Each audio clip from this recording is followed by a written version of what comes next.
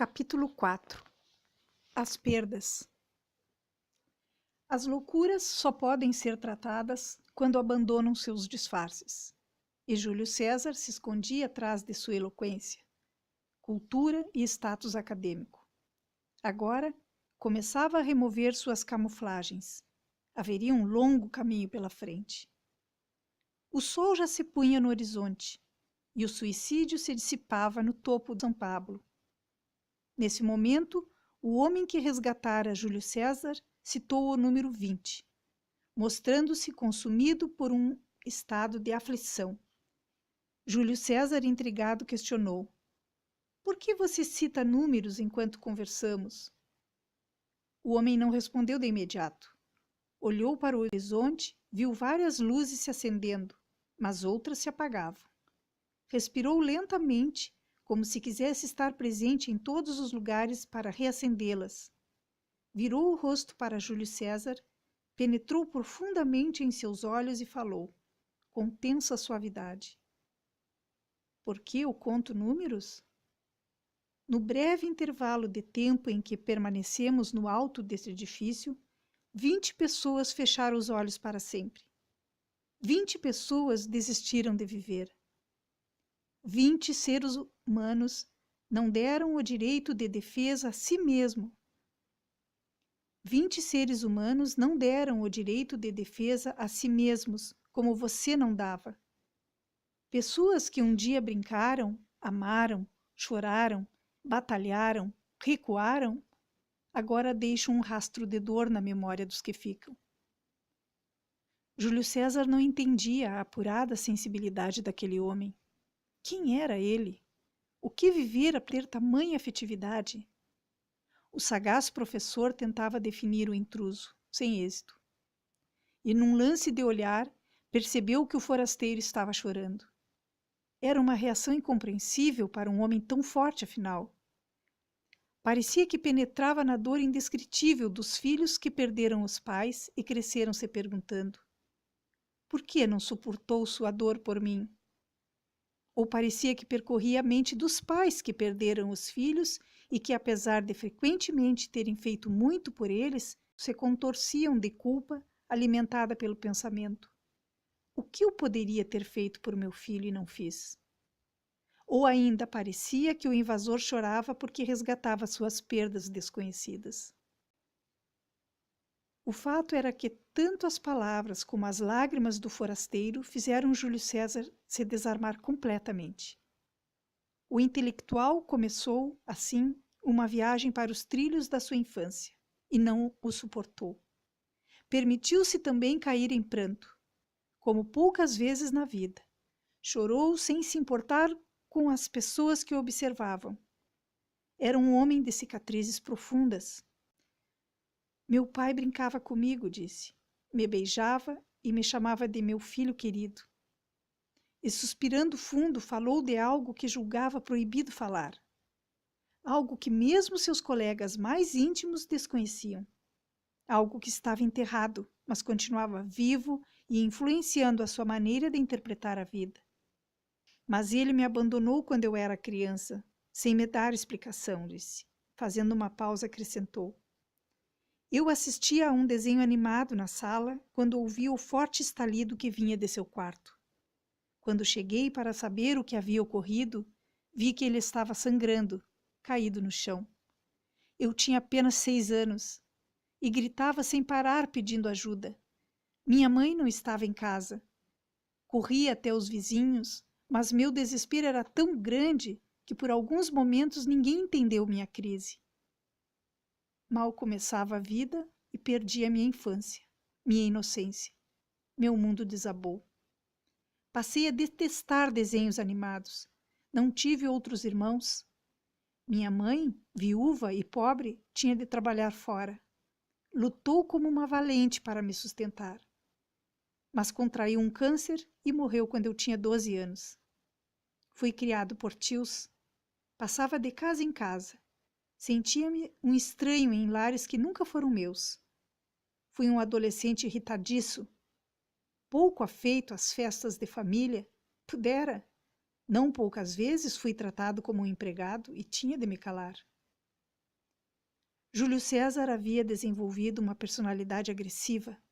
Era pouco sociável, tímido e intolerante. Sentia-se feio e mal amado. Para não se destruir, compensara seus conflitos no estudo. Com dificuldades entrou para a universidade e tornou-se um aluno brilhante. Trabalhava durante o dia e ia para a faculdade à noite. Estudava nas madrugadas e nos finais de semana.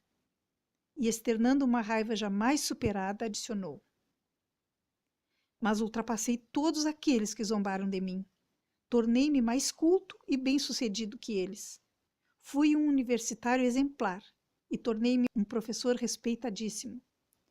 Fui invejado por uns e odiado por outros. Muitos me admiravam. Casei-me e tive um filho, João Marcos. Mas acho que não fui nem bom amante, nem bom pai. O tempo passou e há 1 ano me apaixonei por uma aluna 15 anos mais nova. Fiquei desesperado. Tentei seduzi-la, comprá-la, contraí dívidas, acabei com meu crédito, perdi minha segurança e, por fim, ela me abandonou. Meu chão se abriu. Minha esposa descobriu meu caso e me abandonou também. Quando ela se foi, percebi que ainda a amava. Não podia perdê-la. Tentei reconquistá-la, mas ela estava cansada do intelectual que nunca fora afetivo, que era pessimista, deprimido e ainda por cima estava falido. Deixou-me. Nesse momento começou a se permitir chorar, algo que nunca mais acontecera depois da perda da sua mãe. Lacrimejava e começou a limpar os olhos com a mão direita. Quem via o autoritário professor não conhecia suas cicatrizes.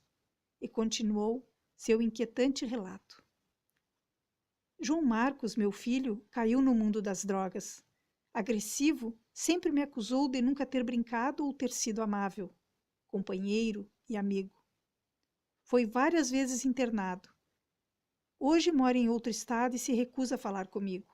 Resumindo, desde os 5 anos coleciono incontáveis abandonos. Alguns por culpa dos outros, outros por culpa minha, disse com sinceridade, começando a aprender a retirar seus disfarces. Assim que terminou, um filme passou rapidamente pela sua mente. Recordou as últimas imagens do pai, imagens que estavam bloqueadas. Recordou também o que chamara dia e noite por longas semanas após sua perda. Cresceu com raiva do pai, crendo que ele estava preso em sua gaiola emocional, alienado das dores que ele, Júlio, sentiria no futuro. Agora estava repetindo a mesma trajetória. O passado calava mais forte que sua notável carreira acadêmica. Sua cultura não o tornara flexível, nem o relaxara. Era um homem engessado, impulsivo, tenso. Nunca se desarmou diante de seus psiquiatras e psicólogos. Não raras vezes os criticava frontalmente por considerar as interpretações deles infantis para alguém do seu nível intelectual. Convencê-lo era uma tarefa dantesca. Após rasgar a sua história e expô-la cruamente, o intelectual fechou-se novamente, pois temia que o homem ao seu lado desse uma enxurrada de conselhos, de pensamentos de autoajuda, de informações sem raízes e de orientações sem efeitos. Mas o forasteiro não fez nada disso. Brincou num momento em que era quase impossível brincar. Disse suavemente: meu amigo, você está numa grande enrascada. Júlio César deu um leve sorriso. Não esperava essa resposta. Os conselhos não vieram. Em seguida, o estranho mostrou que, apesar de não conseguir sentir a dor dele, conhecia a matemática do abandono. Sei muito bem o que é perder. Há momentos em que o mundo desaba sobre nós e ninguém é capaz de nos compreender. Enquanto falava, tocou o dedo indicador no olho direito e depois no esquerdo, e enxugou também suas lágrimas. Talvez as suas cicatrizes fossem tão profundas ou maiores do que as que ouvira. Júlio César, novamente sensibilizado, perguntou: diga-me, quem é você? A resposta foi um cálido silêncio. É psiquiatra ou psicólogo? Perguntou, pensando estar diante de um profissional inusitado. incomum? Não sou, afirmou com segurança o estranho. É filósofo? Aprecio o mundo das ideias, mas não sou. É um religioso? Falou, achando que podia se tratar de um líder católico, protestante, muçulmano ou budista. Não sou, respondeu com firmeza o homem.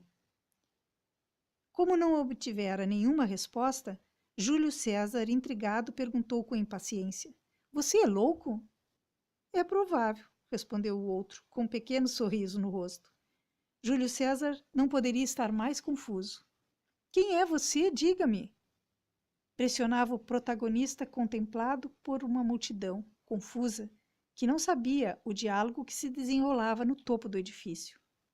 O psiquiatra, o chefe dos bombeiros e o da polícia se esforçavam para ouvir a conversa, mas nem sempre era audível. Com a insistência de Júlio César, a reação do misterioso homem não poderia ser mais perturbadora.